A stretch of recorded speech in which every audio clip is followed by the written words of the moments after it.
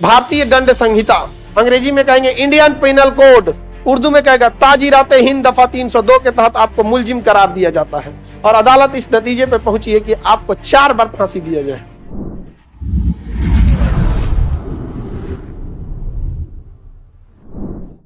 चौवालीस में है समान सिविल संहिता, समान civil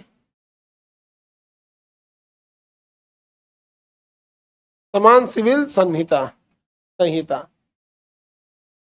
common civil code, UCC,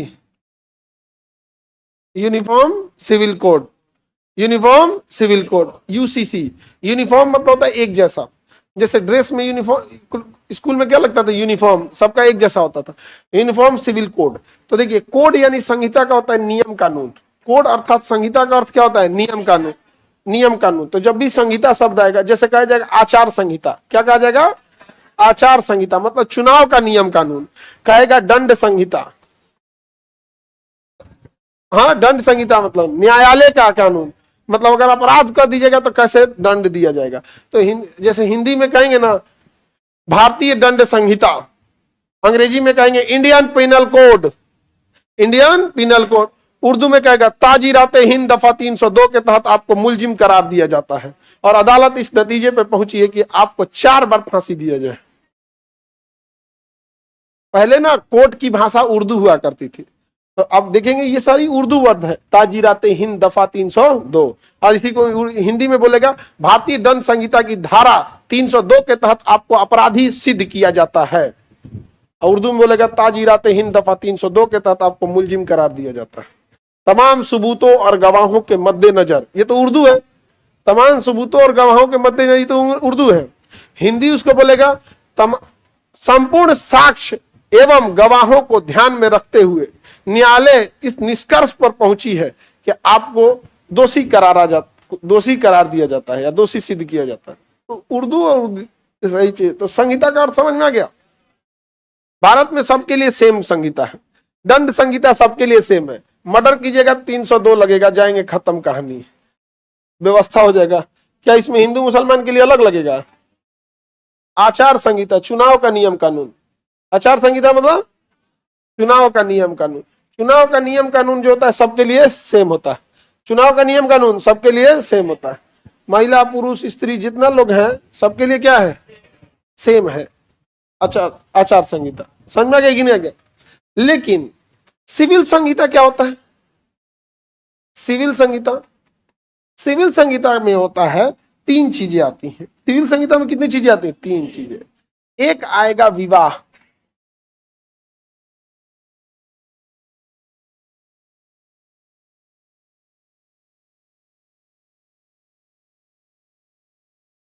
विवाद ही होता है, उसको हम लोग विवाह बोलते हैं, एक्चुअल में वो क्या होता है, विवाह। यही सही शब्द है। ब्याह हम लोग बोलते हैं ना, विवाह हुआ है, नहीं क्या हुआ है, विवाद। आचार संहिता किससे संबंधित है? चुनाव।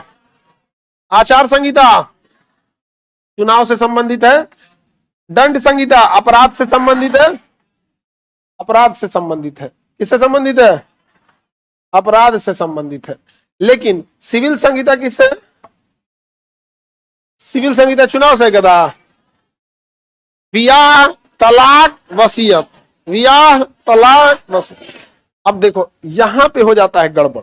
मर्डर करिएगा हिंदू मुसलमान सबको भारत के कानून के अनुसार सजा मिलेगी, जबकि मुसलमानों का कानून बहुत टफ है इस मामले में। मर्डर किए हैं सर काट दो, चोरी किए हो हाथ काट दो। मुसलमानों का कानून बहुत टफ है अपराध के मामले में।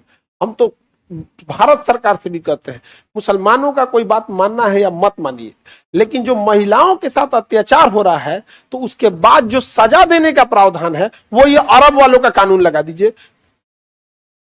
अरब वालों का कानून सर काट देता है इसमें। नहीं समझ में आ गया? आज 10 साल मुकदमा चला के क्या हो रहा है क्या नहीं, उसमें वो वाला कानून बहुत जबरदस्त है वहां पे। तो मुसलमानों ने अपना कानून छोड़ दिया, मुसलमानों ने कहा गया बाप हो बाप बहुत टफ है वो, हम ही कोनो कानून ना लेंगे, हमको भारतीय कानून से सजा दीजिए, गलती हो गया तो मुड़ी काटिएगा। नहीं माने लोग मुसलमान लोग। मुसलमानों को ने इस्लामिक कानून नहीं माना। शरिया कानून में इतना टफ कानून है कि आधा लोग कटा जाए, लोग चोरी कीजिएगा हाथे काट दे गए हैं। हाँ, बहुत खतरनाक है। गलत गवाही दिए ना, गलत गवाही तो आप हो जाएंगे, वही वाला अपराध होगा आप पे भी। सेम सऊदी अरब का कानून सबसे टफ क्यों कहा जाता है? अगर आपने गवाही गलत दिया तो भारत में हो जाएगा ना, गवाह पलट गया, नहीं तुम पलटा का है, अब तुम भी कटाएगा। चलो जी, 2 प्लेट बिरयानी बनेगा, अब काट पीट के रद्द कर देगा आपको। तो मुसलमानों ने दंड संहिता को, भारतीय दंड संहिता को अपनाया या अपने शरीयत वाले को? भारतीय। चुनाव प्रचार के लिए भी भारतीय वाला अपनाया। लेकिन जब सिविल संहिता की बात आती है तो हिंदू के लिए अलग है, मुसलमानों के लिए अलग है। हिंदू भले अलग रीति से शादी करे, वो 7 फेरा ले, मुसलमान में निकाह हो जाए। निकाह एग्रीमेंट को उर्दू में निकाह कहा जाता है। तो शादी में ना एक एग्रीमेंट पेपर बनता है, तो उसमें ना लड़का से पूछा जाता है कि आपको, मतलब उस लड़की का जो एड्रेस, पूरा नाम, ये मान के चले नाम बताएगा उसका, जिन्नाती बेगम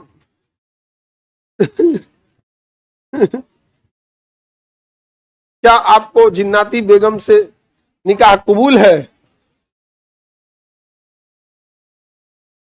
तो लड़का कबूल करेगा, फिर वही लड़की के पास जाएंगे लोग, लड़की के साथ पूछा जाएगा, और अगर वहां लड़की ने मना कर दिया, 3 बार पूछा जाएगा कि कबूल है, तो अगर 3 में 1 बार कह दी कि कबूल नहीं है, अमूमन ब्याह नहीं होगा। रीजन क्या है कि लड़का वाला या लड़का अगर ये सुन लिया कि जिससे ब्याह करने जा रहा है वो मना कर रही है, तो क्या करेगा? क्या करेगा? तुम जनरल ऑन रियल सोच के देखो, तुम्हारा ब्याह होने जा रहा है, अब लड़की कहते हम ब्याह नहीं करेंगे, तुम्हारा डाउट नहीं जाएगा? 2 जगह डाउट जाएगा। एगो पहले तो अपने पे, अगर तुम मुझौसा हो, पहले तो अपने पे डाउट जाएगा, नहीं समझे? अगर तुम ठीक ठाक हो तब डाउट जाएगा उधर, क्या भाई ये क्या हो गया, नहीं जाएगा डाउट। तो वहां पे हिंदू धर्म में क्या है, 7 फेरा लेना है। रतिया 2-3 बज जाता है जी, 7 फेरा लेते लेते बड़ी टफ हो जाती। 2-3 बजे से तो फेरा का कार्यक्रम चालू होता, सारे लोग जब खाना पीना खा के चल जाते हैं तब। अरे एगो हम अपने दोस्त के बियाह में ना, पूरा बियाह देख के जाना था, हमें लगा बियाह हो गया, धाए तो खत्म हो जाएगा। और ये बाप हो बाप, भोर कर दिया सब। और उसके बाद भोर कर दिया तो कहा क्या, भोरे भोरे विदाई करो, भोरे भोरे विदाई करो, सूरज निकलने से पहले। ठंडा ठंडा दिमाग जाएगी ना तो ठीक रहेगा, ठंडा ठंडा। भोरे भोरे विदाई कर दिया, सूरज निकलने से पहले, भोरे भोरे। हम पूछे पंडित जी ऐसा क्या है, तो कह रहे ठंडा ठंडा दिमाग रहेगा, ठंडा ठंडा। हम कहे ओहो चलिए भैया यहाँ। हाँ, अरे भैया उसका भोरे भोरे विदाई हुआ है। यहाँ पर रीतियां अलग होंगी, इससे कोई ऐतराज नहीं है। मुसलमान में निकाह होगा, हिंदू धर्म में 7 फेरा लिया जाएगा, ईसाई में कैंडल उंडल जला देगा। लेकिन पहले क्या था, जब यूनिफॉर्म सिविल कोड नहीं था तो मुसलमान ऐसा ऐसा 3-4 को शादी कर लेता था, समझा गया? कुछ हिंदू भी किए, बट मेजॉरिटी में कौन थे? मुस्लिम। ऐसा नहीं कि हिंदू में 2 शादियां नहीं देखने को मिलेगी, मिलेंगी। लेकिन इससे टारगेट मुसलमान ही क्यों हुए जानते हो? बात समझो, वो इसको जस्टिफाई करने लगते हैं ये सही है। और हिंदू में जिसकी 2 शादी रहेगी, वो डिस्कस होगा ना तो चुपचाप साइड हो जाएगा, हटो, ए चाचा खाना कहाँ है, मोबाइल लगाएगा, हाँ नहीं मिल रहा है, सामान नहीं मिल, निकल जाएगा वहां पे। अब वहां वो लोग क्या करने लगेंगे, जस्टिफाई करने लगे। भाई पहले के समय में ऐसा था, मोहम्मद साहब के समय ऐसा था। आप देखेंगे राजा दशरथ समय, उस समय की प्राचीन परंपरा को अभी 2024 में आप इंप्लाई करिएगा, तो अभी तीर धनुष लेके घूमिए, बिहार पुलिस को दे दीजिए, क्या है हो भाई तीर धनुष, कहिए कि नहीं हम वहां पे तीर धनुष लेके। अरे भाई उस समय वो तीर धनुष था, कहने के लिए तीर धनुष था, खाली तीर नहीं चलाते थे लोग, तीरवाल देकर कोई ना कोई मंत्र वंत्र पढ़ते थे लोग, तब मारते थे। तो ये क्या मतलब है कि आप वहां वाला अभियो लेके चाहिए यहाँ पे? नहीं समझ में गया? अब समझो ध्यान से। तो समान सिविल संहिता में क्या होता है कि रीति रिवाज अलग अलग हो सकते हैं, लेकिन शादी एक को करना पड़ेगा। रीति रिवाज अलग अलग हो सकते हैं, लेकिन शादी एक ही करना होगा। समझ में आ गया कि नहीं आ गया? और तलाक देना मुसलमानों में इजी था, मुसलमानों में इजी था। तलाक के मामले में मुस्लिम में और हिंदू में दोनों में एक बहुत बड़ी कुप्रथा चल रही है। जिसमें मुस्लिम को तो आप जान रहे हैं कि भैया वो तलाक दे रहा है और बहुत इजी तलाक दे रहा है, जिससे कि अल्टीमेटली महिलाओं का जीना खराब हो जाता है, बहुत टफ हो जाता है उनकी लाइफ। पहली बार में तो शादी नहीं होता, डिवोर्स होने के बाद और नहीं हो पाता, उसको और उटपटांग जगह ब्याह हो जाता। तो ये मुस्लिम धर्म की कुरीति थी। हालांकि ये धीरे धीरे खत्म होने के कगार पर थी। अब कोई भी ऐसा मतलब शौकिया अब तलाक नहीं हो रहा है, बहुत मजबूरी में। हिंदू धर्म में क्या कुरीति हो गई है, आप गौर करना, बिना तलाक दिए छोड़ दे रहा है। आपके गांव में एक वैसा महिला मिलेगी ना, हर गांव में, जिसका हस्बैंड छोड़ दिया, वो 10 साल से नहीं अपने ससुराल नहीं गई है और डिवोर्सो नहीं दिया। हाँ, और उसे दूसरा ब्याह कर लेता है और डिवोर्स भी नहीं देता है। तो ये हिंदू धर्म में था। अब मुसलमान धर्म में क्या था, तलाक, क्योंकि वह इजी ऑप्शन था इसलिए तलाक दे दिया। तो सिविल संहिता में कहा गया कि देखो भैया, ब्याह तुमको इक्के को करना है, तुम जो भी रीति रिवाज अपना लो, निकाह करना है, कैंडल जलाना है, 7 फेरा, लेकिन ब्याह करने देंगे इक्के को। दूसरी विवाह के लिए शर्तें रख दिया कि पहली पत्नी मान के चलिए सनक गई है, पागल हो गया, करने लगे, कुछ नियम कानून है उसका, आंख को पलट गया ऐसे चाहे वो असली रूप में आ गई, तो कुछ भी ऐसा रूप हो सकता। असली रूप मतलब तो विवाह के लिए और तलाक के लिए अब धार्मिक नियम लगेगा? नहीं, धार्मिक नियम नहीं लगेगा। कौन सा नियम लगेगा? हाँ, कानून, रीतियां अलग अलग है। जैसे आप देखिएगा हिंदू धर्म में तो चाचा की लड़की, मौसा मामा की लड़की, यानी कजन सिस्टर से केवल नॉर्थ इंडिया में शादी नहीं होती। हिंदू धर्म में केवल नॉर्थ इंडिया में हम बात कर रहे हैं। साउथ इंडिया में ये शादी बहुत आराम से होती है। जैसे मुसलमानों में कजन से शादी हो जाती है ना, तो मुसलमानों में कजन से शादी नॉर्थ इंडिया से लेकर साउथ इंडिया तक प्रचलन में है। लेकिन हिंदू धर्म में केवल नॉर्थ इंडिया में ये उठपटांग है। अगर कोई चाचा की लड़की से शादी कर दिया, मामा की लड़की से ब्याह कर लिया, तो मुसलमान में तो ये कॉमन है, उसकी तो परंपरा में, उसमें तो ये व्यवस्था ही है। नॉर्थ इंडिया में हिंदू धर्म में कर लेगा तो बवाल हो जाएगा, गोत्र मिला दिया, क्या बोलते हैं उसको, गोत्रे बोला जाता है, गोत्र मिला दिया, ये है वो है। साउथ इंडिया में ऐसा नहीं है। समझ में आ गया कि नहीं आ गया? तो ये बताओ भैया, देश चलेगा हिंदू मुसलमान के हिसाब से कि नॉर्थ इंडिया साउथ इंडिया के हिसाब से चलेगा? संविधान के हिसाब से। कहा गया है हटाओ, सब कुछ नहीं यहाँ पे। अब विवाह के लिए एक नियम रहेगा, 21 साल आयु महिला की रहनी चाहिए, वो फिक्स कर दिया 21 साल। नहीं तो भारत में पहले बाल विवाह हो जाता था, 12-14 साल पे ब्याह करा के भेज देता था। अभी भी हो जाता है, अभी भी हो जा रहा है। गवर्नमेंट ने नियम बना रखा है, लेकिन अभी उसे सख्ती से लागू नहीं कर रही है। धीरे धीरे नियम बना देगी और सख्ती से लागू कर देगी। विवाह के लिए क्या किया जाएगा? शर्तें लगा दी जाएगी। क्या लगा दी जाएंगी? क्या शर्तें होंगी भैया? एक ही ब्याह करना है। तलाक देने के लिए भी शर्तें होंगी। क्या क्या लिस्ट हो जाएगा कि ये कारण से आप तलाक दे रहे हैं। मनमौजी तलाक नहीं दे सकते हैं। इसमें एक बहुत भारी बवाल भी हुआ था। तलाक के बिद्दत को संसद ने समाप्त कर दिया था, जिसमें इंस्टेंट 3 तलाक दे देता था।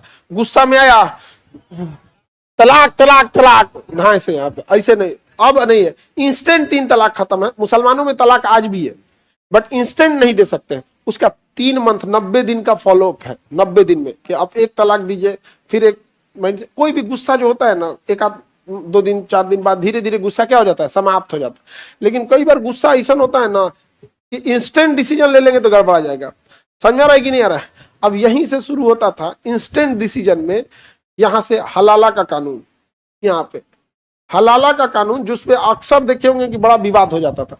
मुसलमानों में तलाक का कानून इतना ईजी था, इतना ईजी था कि मतलब फटाफट तलाक दे देते थे। लड़ाई झगड़ा हुआ, हाँ ऐसे तलाक दे दिया, फिर कह दिया अरे गलती हो गया यहाँ पे, तो फिर निकाह करना पड़ेगा। फिर क्या होने लगेगा? निकाह करना, फिर निकाह होगा। ऐसा मिसयूज बहुत होने लगा, और ये अरब वाले एरिया में ज्यादा होने लगा। तो वहां के लोगों ने कहा कि भैया ये तो बहुत मिसयूज हो रहा है, कुछ ऐसा नियम बनाओ कि इसका मिसयूज रुके। तो कह दिया कि देखो, अगर तुम तलाक दे दियो ना, तब दोबारा शादी नहीं कर सकते। तो कहे ना ना गलती से हो गया, और लड़कियों कह रही है कि हम गलती से झगड़ा कर लिए थे। तो टफ कैसे बनाया जाए? तो टफ बनाने के लिए ना उस एरिया से एक प्रचलन चालू किया गया कि अब अगर डिवोर्स दे दिया गया है तो दोबारा शादी तब तक नहीं होगा जब तक लड़की की कोई दूसरी शादी ना हो जाए और वहां से डिवोर्स ना हो जाए। बड़ी टॉप बना दिया, नहीं बना दिया? अब तनी गुस्सा में डिवोर्स दो, वो कहेगी एक बार जैसे तलाक सुन लियो, दोबारा नहीं, दोबारा एक और भी आओ तो तब कैंसिल कैंसिल। एक चीज सबसे खराब लगता है, चाहे किसी भी धर्म में, एट द लास्ट महिलाओं को ही भुगतना होता। चाहे यहां तलाक देख लो, चाहे आप हलाला कानून देख लो, अच्छा हिंदू धर्म की प्राचीन चीजों को देखोगे, सती प्रथा देख लो, उसको जिंदा जला दिया, एट लास्ट भुगतना पड़ता है महिलाओं को। तो समान सिविल संहिता किसमें? 44 में। विवाह का कानून एक, तलाक का कानून एक, और वसीयत का भी कानून एक। मुस्लिम में एक चीज बढ़िया था कि बेटी को भी जमीन में हिस्सा था। बेटा को जैसे था ना, वैसे ही किसको था? बेटी को था। ये अच्छा था उनमें। समझ में आ गया कि नहीं आ गया? सुप्रीम कोर्ट ने कहा तो खाली मुसलमान महिलाओं को क्यों मिलेगा, हिंदू लड़कियों के साथ क्या दिक्कत है? अब आप लोग को भी मिल गया कि नहीं मिल गया? तो देखो, जब आप मिलजुल के रहते हो ना, तो आपको लगता है कि नहीं सामने वाले में ये कमी है, वो आपको देख के सुधार लेता है, और अगर उसकी अच्छाई दिखती है तो वो भी एक इंप्लीमेंट कर दिया जाता है। जैसे इंस्टेंट 3 तलाक सच में अच्छा नहीं था। अब अगर कोई मुसलमान को ये बात खराब लगे तो जरूरी नहीं कि हर अच्छी चीज आपको पसंद आ जाए। हर सच बात आपको पसंद आई या अच्छी जरूरी नहीं है।